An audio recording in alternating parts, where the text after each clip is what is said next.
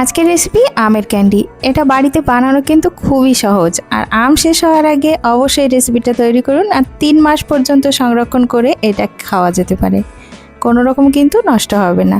তো তার জন্য প্রথমে চাই আম।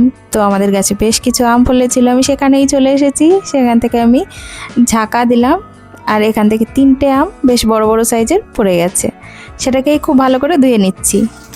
আমগুলো কিন্তু অটোমেটিক ঝরে যাচ্ছে, কেন জানি না, পাকার আগেই। তাই আমি ঝাঁকা দেওয়ার সঙ্গে সঙ্গেই 3টে আম পড়েছে। তো সেই 3টে আমি তুলে নিয়ে এসেছি, আর এখানে খোসা ছাড়িয়ে নিচ্ছি। খুব ভালো করে আগে থেকে ধুয়ে নিতে হবে, যাতে কোনো রকম জল না থাকে।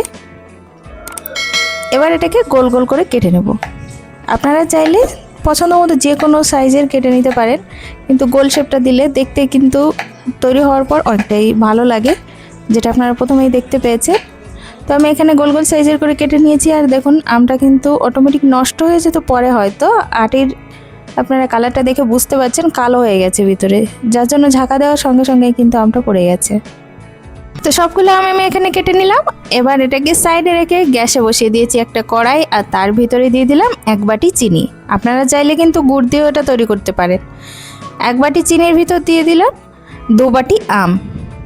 পরিমাণটা ঠিক বুঝতে পারছেন, আর যদি বেশি টক হয় তাহলে আরও একটু চিনি অ্যাড করতে পারেন। এবার এরই সাথে একটুখানি জলও অ্যাড করে দিলাম, যেহেতু চিনিটা নিচের দিকে লেগে যাচ্ছিল, আর আমের সঙ্গে যেহেতু কোনো রকম জল নেই, চিনিটা কিন্তু নিচের দিকে একটুখানি লেগে গেছে।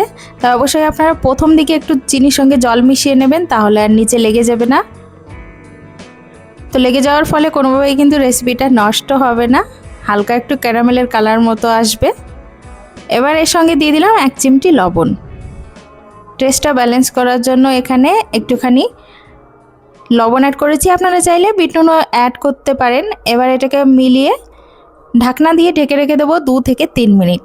আর 2 থেকে 3 মিনিটের ভিতরেই চিনিটাও সম্পূর্ণ গলে যাবে, আর তারই সাথে আমটাও কিন্তু একটু সফট হয়ে যাবে। দেখুন, চিনিটা খুব ভালো করে গলে গেছে, আর আমটাও বেশ অনেকটা গলে গেছে। যখন সম্পূর্ণ গলে যাবে তখন দেখতে পাবেন ট্রান্সপারেন্ট মতো আমগুলো হয়ে গেছে। রেসিপিটা তৈরি করতে আপনার 10 মিনিট টাইম লাগতে পারে, আর তারই সাথে 2 থেকে 1 দিনের ভিতরেই কিন্তু এই ক্যান্ডিগুলো খুব ভালো করে শুকিয়ে যায়। এখন যেহেতু প্রচণ্ড রোদ, আপনারা অবশ্যই বাড়িতে তৈরি করে বাচ্চাদেরকে খেতে দিতে পারেন। এটা বাইরের ক্যান্ডি না কিনে ঘরেই যদি এত সুন্দর ক্যান্ডি তৈরি করে দেন, তাহলে কোনোভাবেই কিন্তু বাচ্চারা চাইবে না বাইরে থেকে কিনতে। তো দেখুন, বেশ অনেকটাই কিন্তু রসটা টেনে নিয়েছে, আর আপনারা চিনির রসটা দেখে বুঝতে পারছেন বেশ একটু আঠালোযুক্ত হয়ে গেছে। উপর থেকে ফেললে হালকা একটু চিটচিটা ভাব হয়ে গেছে, আর আমগুলো খুব সুন্দর গলে গেছে। এবার গ্যাসের ফ্লেম বন্ধ করে আমগুলোকে এক এক করে তুলে নেব। আর যে চিনির রসটা আছে, এই রসটা দিয়ে আপনারা অন্য যে কোনো রেসিপি তৈরি করতে পারেন, বা আবারও এরকমভাবে ক্যান্ডিও তৈরি করে নিতে পারেন। একটা প্লেট নিয়ে নিয়েছি, আর একটা একটা করে বেশ এরকমভাবে রোদে শুকানোর জন্য আমগুলোকে প্লেটে তুলে নেব।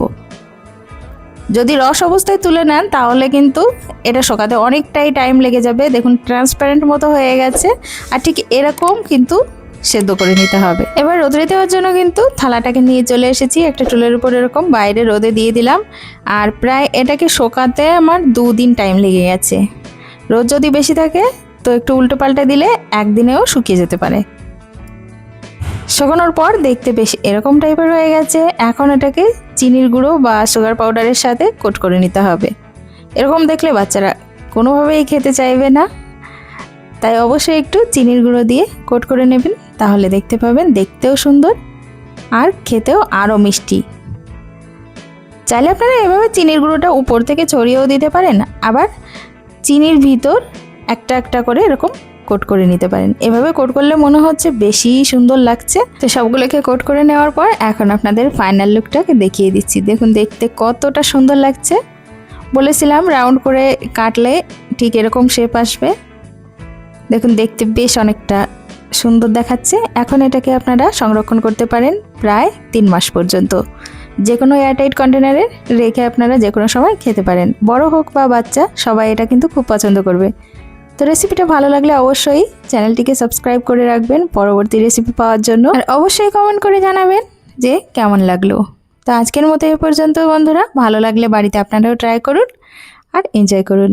সবাই ভালো থাকবেন, সুস্থ থাকবেন। বাই।